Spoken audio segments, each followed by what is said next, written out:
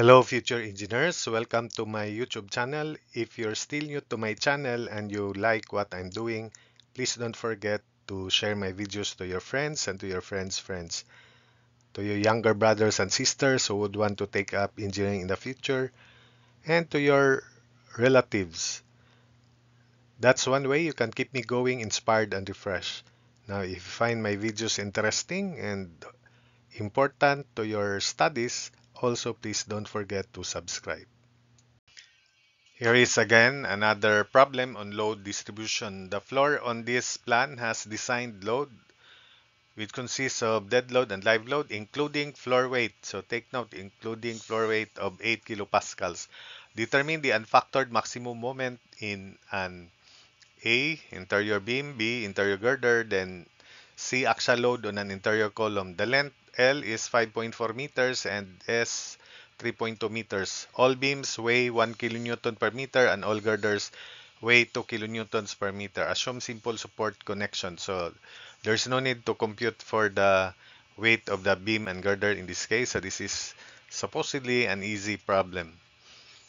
So L over S is 5.4 over 3.2 and it is less than 2. Therefore, the loading should be distributed in two directions. So this is two-way load distribution.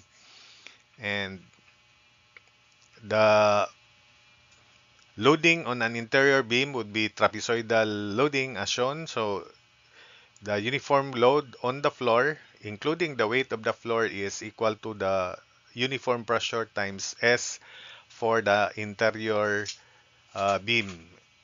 PS over 2 for an exterior beam.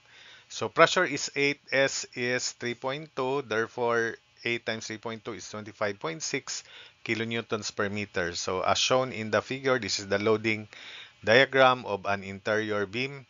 The weight of the beam is 1 kilonewton per meter, 5.4 meter length. Then S over 2 is 3.2 over 2 is 1.6 meters. 1.6 meters, therefore this is 5.4 minus 2 times 1.6, so 2.2 meters. Summation forces Y equals 0, 2 times RIB is equal to the area of the trapezoid plus area of this rectangle. So 2 times RIB equals 1 half of 2.2 plus 5.4 times 25.6 plus 5.4 times 1 kilonewton per meter. RIB therefore is equal to 51.34 kilonewtons. So having found RIB, the maximum moment occurs at the center of this interior beam. Therefore, we simply sum up moments about the center, and the maximum moment at the center is 51.34 times 2.7, where 2.7 is half of 5.4.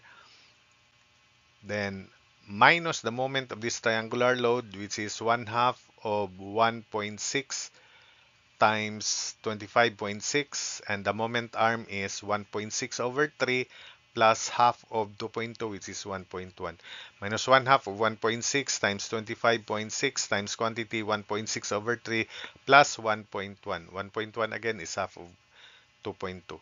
Then minus the moment of this rectangular loading, 1.1 meter length by 25.6. The moment arm is half of 1.1, which is 0.55. So minus 1.1, 25.6 times 0.55.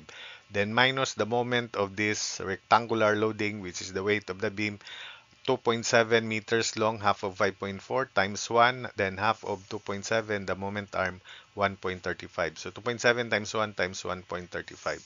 From there, we can compute the maximum moment in an interior beam, and it is equal to 86.03 kilonewtons meter. Another way of solving that is computing the equivalent load, which is denoted by WE. This is the tributary area, by the way. And that equivalent load is equal to, you look at the derivation, PS over 6, quantity 3 minus quantity S over L square, then the entire value multiplied by 2 for an interior beam because we have two sides of an interior beam. So the maximum moment when the load is uniform in a simply supported beam occurs at the center, and it is equal to the uniform load, total equivalent load total uniform load, which is WE plus weight of the beam, quantity times L square, length of the beam square over 8. So maximum moment in an interior beam is WE plus WB quantity L square over 8, where WE is PS over 6, quantity 3 minus quantity S over L square times 2. So pressure is 8, S is 3.2 over 6, quantity 3 minus 3.2 over 5.4 squared, then times 2. Again, for interior beam, multiply that by 2. There are two sides loaded, equally loaded. So WE is equal to 22.603 kilonewtons per meter. Substitute into this formula, maximum moment in an interior beam is weight of equivalent load 22.603 plus weight of beam 1 close times 5.4 square over 8, and it will give us the same value of 86.03 kilonewtons a meter. Then for the interior beam, we have three triangles. The intensity of the loading is 25.6 also for an interior girder rather. And we have two concentrated loads here at this junction. And the concentrated load is 2 times the end reaction in an interior beam. Because this is the interior girder, we have two interior beams attached to it at these junctions here. So this is the loading diagram for an interior girder. The weight of the girder 2 kilonewton per meter. Then we have three triangular loadings, and the intensity of the loading for an interior girder is 25.6 kilonewtons per meter. And we have two concentrated loads at these points, and the concentrated loads are 2 times the end reaction in an interior beam because we have two interior beams attached to these junctions here.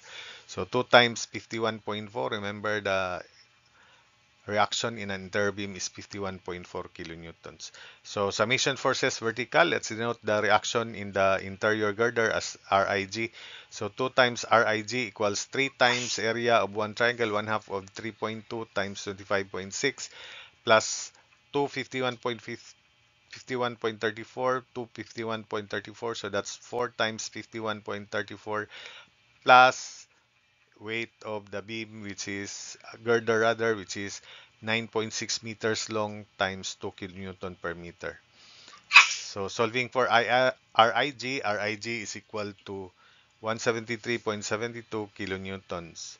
Then for the maximum moment, we simply sum up moments about the center. We cannot convert this to equivalent load because we have interior concentrated loads. So the formula is only applicable when we have one triangular loading, and we're going to convert that. So you look at the derivation. So for the continuation, remember RIG is 173.72 and the end reaction in the beam is 51.34 kilonewtons.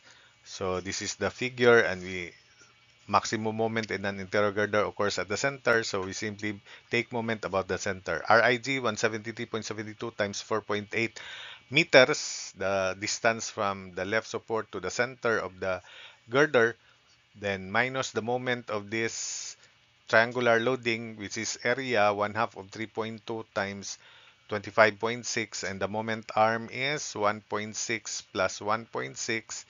Half of 3.2 plus half of 3.2 is still 3.2. So minus 1/2 of 3.2 times 25.6, the moment arm is 3.2, minus the moment of this concentrated load with value 2 times 51.34, the moment arm is 1.6, half of 3.2, 2 times 51.34 times 1.6, minus the moment of this left half triangle, 1/2 of 1.6 times 25.6, the moment arm is 1/3 of 1.6, minus 1/2 of 1.6 times 25.6 times 1/3 of 1.6.